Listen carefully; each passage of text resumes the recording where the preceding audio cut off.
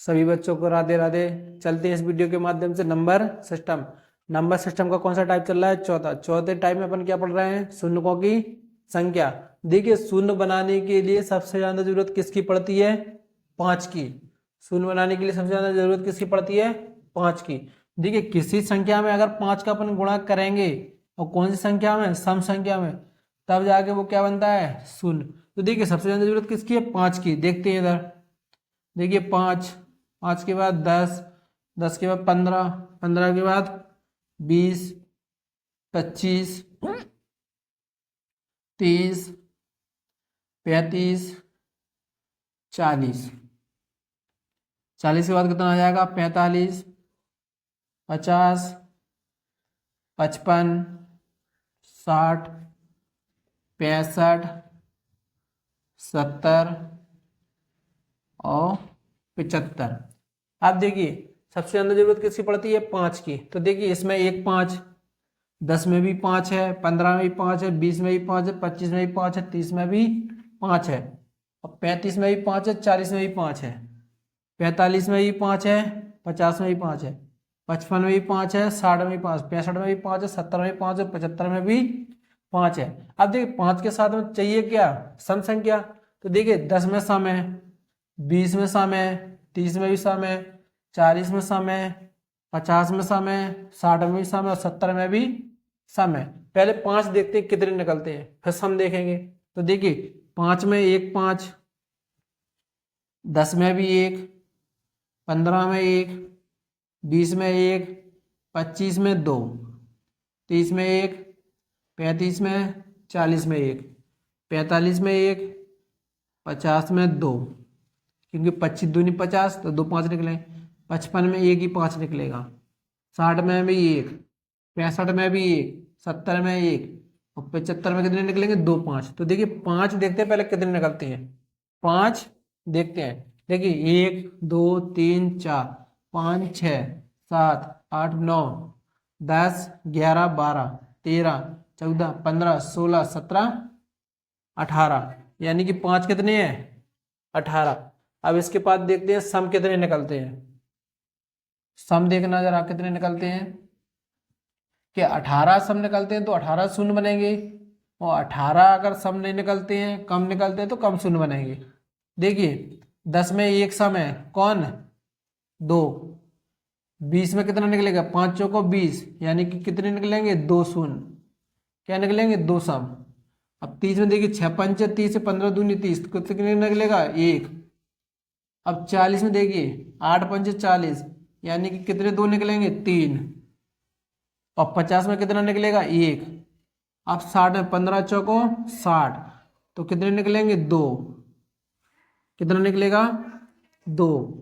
70 में कितना निकलेगा? 35 दूनी 70, तो यानी कि कितना निकलेगा? 2।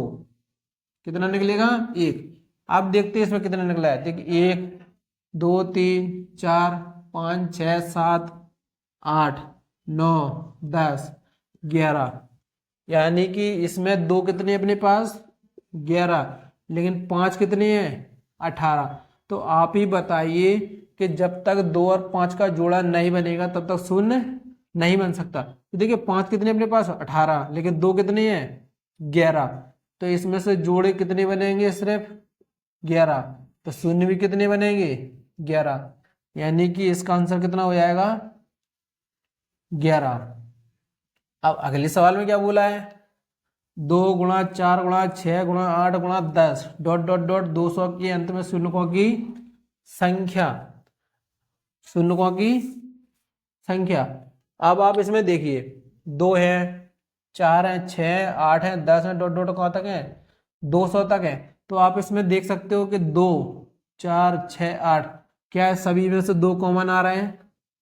सभी में से 2 कॉमन आ रहे हैं, तो आ रहे हैं। जब अपन इसमें से 2 कॉमन ले लेंगे तो क्या बचेगा? फिर 1 गुणा 2 गुणा 3 गुणा 4 गुणा 5 dot dot dot dot dot कितना हो जाएगा? 100। आप यहाँ देखिए, पिछली वीडियो में आपने पढ़ा होगा, हमने क्या पढ़ाया था कि जब प्राकृतिक संख्या 1 से शुरुआत होती है और कहीं तक भी जाती है तो उसका अपन क्या निकाल सकते हैं? फैक्टोरियल निकाल सकते, क्या निकाल सकते, फैक्टोरियल निकाल सकते। अब देखिए शुरुआत कहाँ से हो रही है, 1 से, वो कहाँ तक जा रहे हैं, 100 तक, तो इसका क्या निकाल सकते हैं, 100 फैक्टोरियल निकाल सकते हैं। आपको भी पता है जब 100 का फैक्टोरियल निकालते हैं तो उसमें किसका भाग देते हैं, 5 का। 100 में 5 का भाग देंगे कितने बार जाएगा, 20। क्या 20 में 5 का भाग जा रहा है, जा रहा है, तो 5 का भाग देंगे कितने बार जाएगा, 4 बार। क्या 4 में 5 का भाग जा रहा है, नहीं जा रहा है। तो देखिए कितने शून्य बनेंगे इसमें, 20 और 4 24। 100 फैक्टोरियल में कितने शून्य बनेंगे, 24, यानी कि इसका आंसर कितना हो गया, कितना हो गया, 24। अब देखिए इसमें अगर वो ये कहता कि जैसे 10 है, 20 है, 30 है, अगर जब अपन 10 हार लेते या 10 कॉमन लेते तो पहले सभी के शून्य गिनते, सभी के शून्य गिनने के बाद जब कॉमन ले पाते। देखिए जैसे अगले सवाल में बोला है 10 20 30 गुणा डॉट डॉट डॉट कहाँ तक जाना है, 80 तक जाना है, कहाँ तक जाना है, 80 तक। अब आप देख सकते हैं, देखिए 10 को कहाँ तक जाना है, 10 20 30 40 50 60 70 80। अब आप देखिए कि 10 से लेकर 80 तक शून्य बनते कितने, देखिए 1 2 3 4 5 6 7 8। 10 से लेकर 80 तक कितने शून्य बन गए अभी इसमें, 8। क्या अपन इसमें से 10 कॉमन ले सकते हैं, अगर इन सभी में अपन 10 कॉमन लेंगे ना तो इसमें क्या बचेगा, 1 2 3 4 5, 5 के बाद 6, 6 के बाद 7 और 7 के बाद 8। अब आप ये देखिए कि 1 से लेकर 8 तक शून्य बन कितने रहे हैं, तो इसमें कितना 5 है, एक ही 5 है। 1 का गुणा 2 में कर दो तब भी शून्य बनेगा, 5 का गुणा 4 में कर दो तब भी शून्य बनेगा, 5 का 8 में कर दो तब भी शून्य बनेगा। लेकिन बनेगा शून्य कितना, एक ही, यानी कि 1 से लेकर 8 तक कितना शून्य बनना है, एक शून्य बनना है। कितना बनना है, एक शून्य। और 10 से लेके 80 तक कितने शून्य बन गए थे, 8, यानी कि 8 शून्य 1 बन गया और 1 शून्य ये बन गया, यानी कि 10 से लेके 80 तक टोटल कितने शून्य बनेंगे, 9 शून्य बनेंगे, यानी कि इसका कितना आंसर हो गया, 9। अब देखिए अगले सवाल में उसने क्या बोला है, 10 गुणा 20 गुणा 30 डॉट डॉट डॉट 1000 के अंत में शून्यों की संख्या। अब आप इसमें देखिए 10 20 30 गुणा कितना 40 गुणा कितना 50। अब ऐसे अपन जो सीरियल से चलेंगे ना, जब 50 तक 5 शून्य बनना है, 50 तक 5 शून्य बनना है, तो 100 तक कितने शून्य बन जाएंगे, 10। 500 तक कितने शून्य बन जाएंगे, 50। ऐसे ही 1000 तक कितने शून्य बन जाएंगे, 1000 तक कितने शून्य बन जाएंगे, 100 शून्य बन जाएंगे। उसने क्या बोला है, 10 से लेके कहाँ तक जाना है, 1000 तक जाना है। जब 10 में 1 शून्य बनना है, 20 में 2 बनना है, 30 में 3 बनना है, तो 50 में कितने बनेंगे, 5। तो 100 में कितना बनेगा, 10। 500 में कितने बनेंगे, 50। तो 1000 में शून्य कितने बन जाएंगे, 100। अब अपन इसमें से जैसे 10 कॉमन ले सकते हैं, सभी में से 10 कॉमन ले लेंगे तो 1 2 3 4 डॉट डॉट डॉट कहाँ तक, 100 तक। अभी आपने देखा था कि जब क्रमबद्ध संख्या यानी कि प्राकृतिक जनसंख्या जब शुरुआत होती है, जब शुरू से शुरुआत होती है और कहाँ तक जाती है, अंत तक जाती है, तो कहीं पे बीच में क्या गैप आ रहा है, नहीं आ रहा, पूरी क्रमबद्ध चल रही, तो इसका अपन क्या निकाल सकते हैं, फैक्टोरियल। 100 का फैक्टोरियल निकालने के लिए कितने का भाग देते हैं, 5 का, कितने बार जाएगा, 20। 20 में भी 5 का भाग देंगे कितने बार जाएगा, 4 बार, यानी कि कॉमन लेने के बाद भी 1 से लेकर 100 तक कितने शून्य बनना है, 24 और बनना है। पहले कितने बन गए थे, 100। 10 से लेंगे 1000 तक पहले कितने शून्य बन गए थे, 100।